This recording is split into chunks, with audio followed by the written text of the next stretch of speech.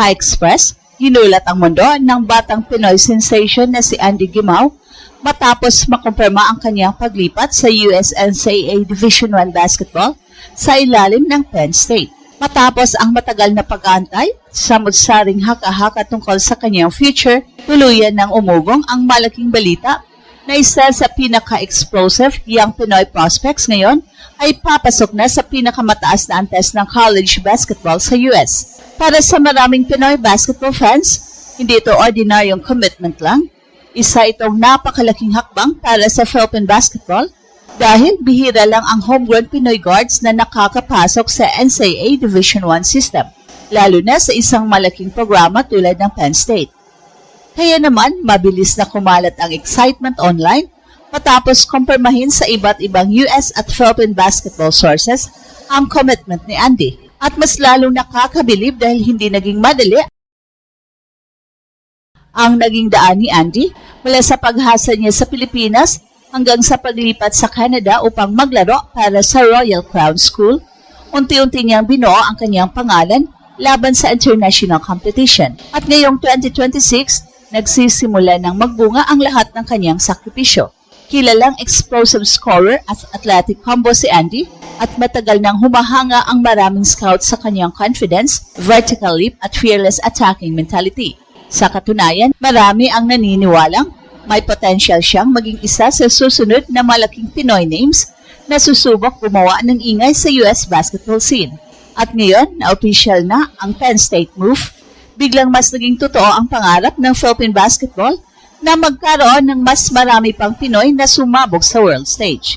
Parang biglang napahinto ang buong Philippine basketball community nang pumutok ang balitang si Andy Gimao ay confirmed nang maglalaro sa USNCAA Division I sa ilalim ng Penn State. Sa dami ng Pinoy prospects na nangangarap makarating sa US, kakaunti lang talaga ang nakakapasok sa ganitong level. Kaya naman napakalaking usapan agad nito hindi lang sa Pilipinas kundi pati sa overseas Pinoy basketball circles. At ang mas nakakagulat, hindi ito simpleng development league o maliit na school pathway lang, Penn State mismo. Isang malaking NCAA Division I program mula sa Big Ten environment na kilala sa matinding competition, physicality at elite level basketball culture. Para itong giant leap para kay Andy at para na rin sa image ng Pinoy basketball prospects sa international scene. Well, matagal nang kilala si Andy bilang isa sa pinaka-explosive young guards na lumabas sa Pilipinas nitong mga nakaraang taon. Bata pa lamang, viral na agad ang kanyang athleticism. Marami ang namangha sa kanyang vertical leap, speed at confidence na umatake laban sa mas matatangkad na kalaban. At habang tumatagal, mas lalong nahasa ang kanyang laro matapos siyang maglaro sa Canada para sa Royal Crown School sa Ontario. Doon nagsimulang seryosong mapansin ng North American basketball community ang kanyang potential.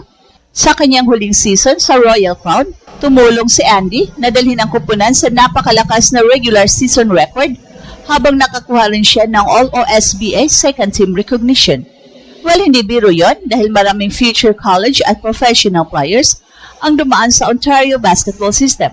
Bukod pa roon, naging bahagi rin siya ng Adidas Nations Tokyo Under-19 Special Camp kung saan nakatrabaho niya ang international prospects at coaches na may NBA level experience. Para sa maraming scouts, malaking bagay yun dahil nakita nila kung paano nakipagsabayan si Andy laban sa ibang high-level young prospects mula sa iba't ibang bansa.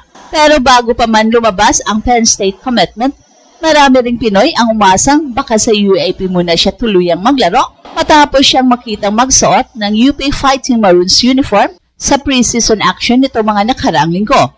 Kaya naman maraming fans ang nagulat nang biglang lumakas ang usapan tungkol sa NCAA Division I opportunity niya. At ngayong kumpirmado na ang Penn State move, mas lalong lumalaki ang excitement dahil hindi lang ito personal victory para kay Andy, simbolo na rin ito ng bagong panahon para sa Pinoy basketball talent.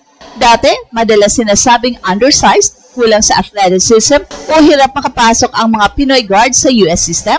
Pero ngayon, unti-unti nang nababasag ang dating limitasyon habang parami ng parami ang Pinoy prospects na nakakatanggap ng international attention, mas lumalakas ang paniniwala na kaya talaga makipagsabayan ng mga Pinoy sa pinakamataas na level. At kung magtatagumpay si Andy sa Penn State, posibleng mas lalo pang bumukas ang pinto para sa susunod na henerasyon ng Pinoy basketball stars. Parang biglang napatingin ang buong Philippine basketball world sa US matapos tuluyang makumpirma na si Andy ay maglalaro na sa USNCAA Division I sa ilalim ng Penn State. Sa dami ng batang Pinoy na nangangarap makarating sa ganitong level, iilan lang talaga ang nakakapasok sa tunay na high major NCAA environment. Kaya naman para sa maraming fans, hindi lang ito simpleng college commitment, isa itong makasaysayang hakbang para sa Pinoy basketball. At ang pinaka-nakakagulat nito, hindi basta maliit na programa ang tumanggap kay Andy, Penn State mismo. Isang paaralan na kabilang sa Big Ten Conference, isa sa pinakamabibigat at pinaka-physical na conferences sa buong NCAA basketball.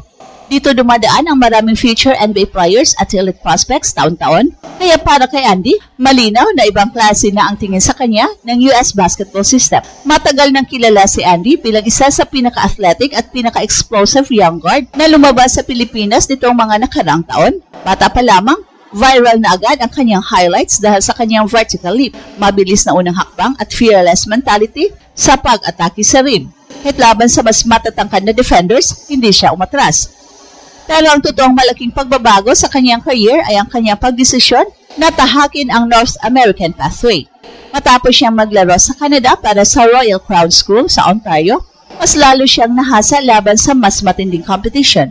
Doon niya naranasan ang mas mabilis na pace, mas physical na depensa at mas systematic na basketball environment. At ayon sa maraming observers, doon din mas lumabas ang kanyang maturity sa laro. Hindi na puro athleticism lang, mas naging kontrolado siya bilang combo guard, mas gumaganda ang kanyang decision-making sa pick-and-roll situations, at mas naging consistent ang kanyang shooting mechanics.